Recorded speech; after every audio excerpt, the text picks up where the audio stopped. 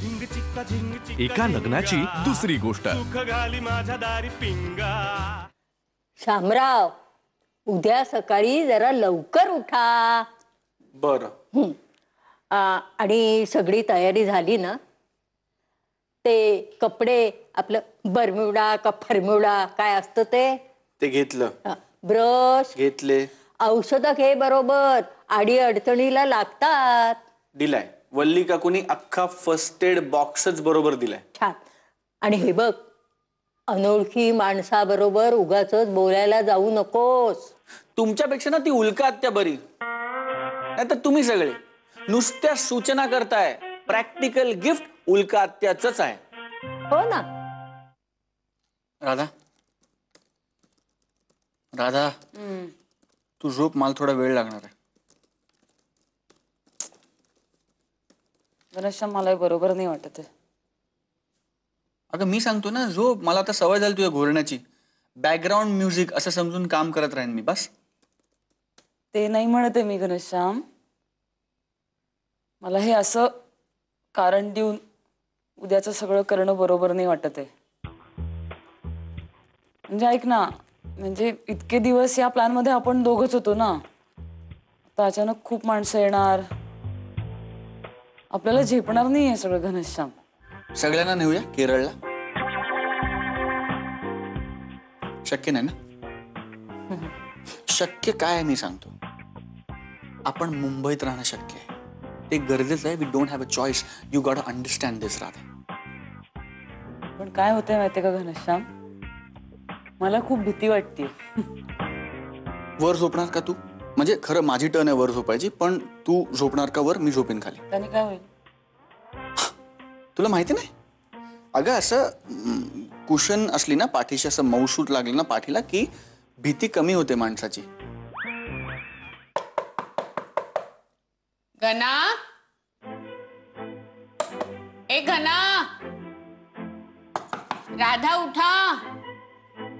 अरे 11ची फ्लाइट आहे ना तुमची।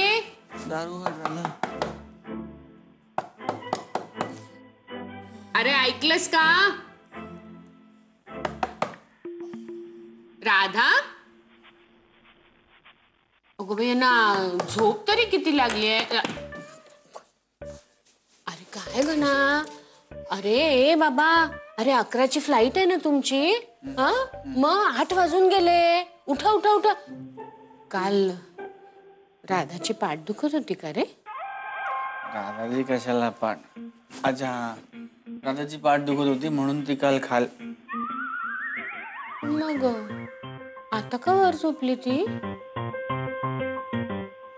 हा, अरे वर का झोपली ती? पाठ दुखते तर काय तू सगळं सांगायला लावते मला?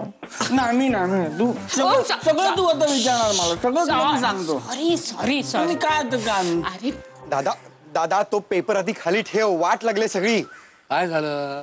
अरे टॅक्सी आणि रिक्षांचा संप आहे आज। बर, मग मग ही शब्दकोडी सोडवताना तू स्वतः कोडवून बसलायस। आता तू का कोड्यात बोलतोयस? अरे राधा आणि गना हनीमूनला निघालेत ना, ते एअरपोर्टला कसे जाणार आहेत आता? हे बघ, मी जरी शब्दकोडी सोडत असतो ना, तरी मला भोवताली काय चाललं ना हे माहीत असतं। त्यांच्या समस्येवरचा तोडगा निघालाय। काय? अहो, घनश्याम माऊली यांचे मित्र भुसण्या माऊली यांची 4 चाकी वाहन मागवण्यात आले असून त्यामध्ये बसून राधा माऊली आणि घना माऊली कसलाही क्लेश न करून घेता विमानतळावर पोहोचतील। दादा, ज्ञाना, हे मला ना खूप उशीर झालाय। आता जर आपण बोललो ना, म्हणजे तू बोललास आणि मी ऐकलं ना, तर खूप उशीर होईल। फ्लाइट मिस होईल माझं।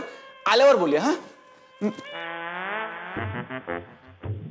प्लीज। अरे ठीक आहे,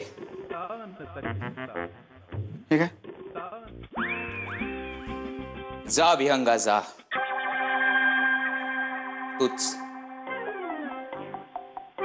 तुझे आता भरारी मारण्याचे दिवस आलेत। जा। विहंग?